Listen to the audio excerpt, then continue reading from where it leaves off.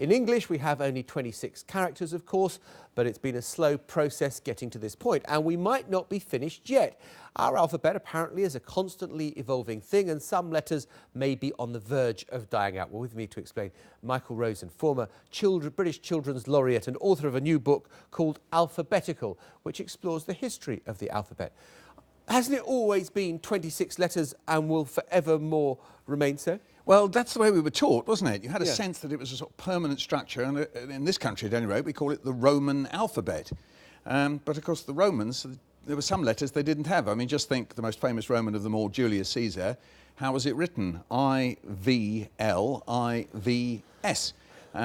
Well, so here and in other countries, we invented the J, we invented the U, and we invented the W. In some other countries, people watching will know, they've invented some other letters. Scandinavians have some others, but this book is mostly about the alphabet that me and you use to write, and of course we don't have many of the accents, the diacritics so-called. We don't have an umlaut, we don't have accent aigu, accent grave, the French have, and so on.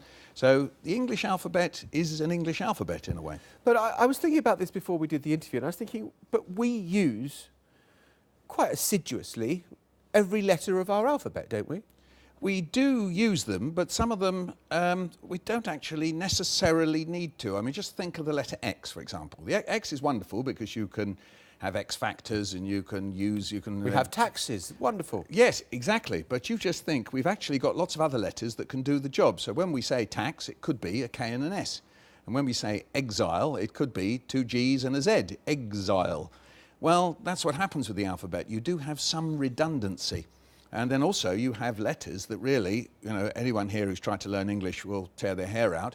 Letters like GH in a word like fight, well, they're hanging about for archaeological reasons. They're hanging about because once that was pronounced something like ficht, and the French scribes, because I always have to remember the Normans came in 1066 and they didn't particularly like the way people wrote, and so they said, I tell you what, that sound, very famous in Europe, not very often crops up in Britain.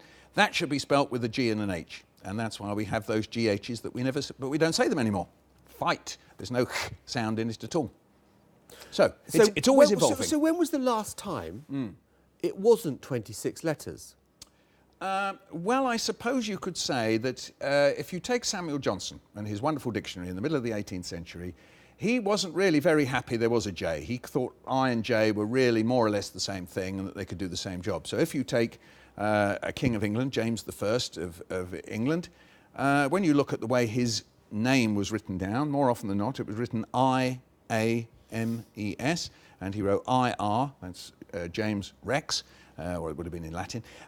So at that point, so that's in the 17th century, they were still writing I's for J's. You look at Shakespeare, I's for J's, and U's and V's being used interchangeably. A word like knave, that's to say, you know, the wicked man, knave, more often than not, or love, written L-O-U-E. So U and V were used interchangeably. It's taken a long time to get these things bedded in.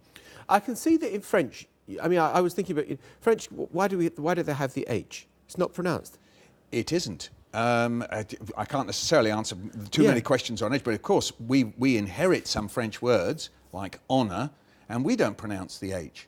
On the other hand, we walk around saying habit, but we actually took it from French, and in a way we should say habit or hospital, but in actual fact it came into the language as hôpital or hospital, and that's how it came into the... So there's some very strange anomalies, particularly around the letter H, and interestingly enough, we always say either it's pronounced huh, or we don't pronounce it, but you say for me the word H-U-G-E. You say that to me. Huge. Now, you've used the sound at the beginning of that differently from now say happy to me. Happy. Yes, you see you went happy, but huge. You did a thing that a lot of continental people watching from Europe, you did. And also H has got a certain class connotation about about whether you drop your H's or not. Exactly. That's partly because the London accent, which quite often is thought a rather proletarian accent, people will say happy. I'm very happy.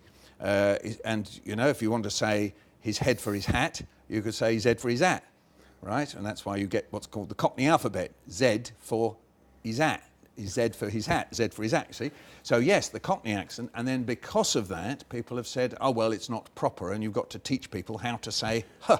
I mean, I suppose languages do evolve rather than go through revolutions, but one that did go through a revolution was the Hebrew alphabet, where they don't use vowel sounds. Exactly. So you just have consonants and there are no vowels, and you recognise that if it, I don't know, you see SMT, the word is summit, or, you know, Yes. or you see it in the context of the words, and therefore you understand what you need to use, which would be interesting. Maybe we'll get rid of all our A-E-I-O-U. Yeah, well, indeed. And if you try, in fact, if you look at your script and strike out all the vowels, do you think you would be able to do it? It'd be quite fun, wouldn't it? You could ask the people giving you your auto cue to take out all the vowels and see whether you could read it. Actually, you know, when I was a kid, there used to be an advertisement for what was called speed writing. And the advertisement used to say, "Get a good job and more pay," Fun which enough. was, got to get a good job and more pay. And do you know what? When I went to journalism college, that's exactly the sort of shorthand Yeah. we learned. It's based on there are no vowel sounds, you just use the consonants, and that's the And it's- type of shorthand. When you think how much time we spend learning about vowels and vowel sounds, and a lot of them, in fact, we just say with an which has got a special name, a schwa. So there you go. So it's even got, because so many of Did them. you have fun doing this? Oh, of course. Wonderful fun. Wonderful fun.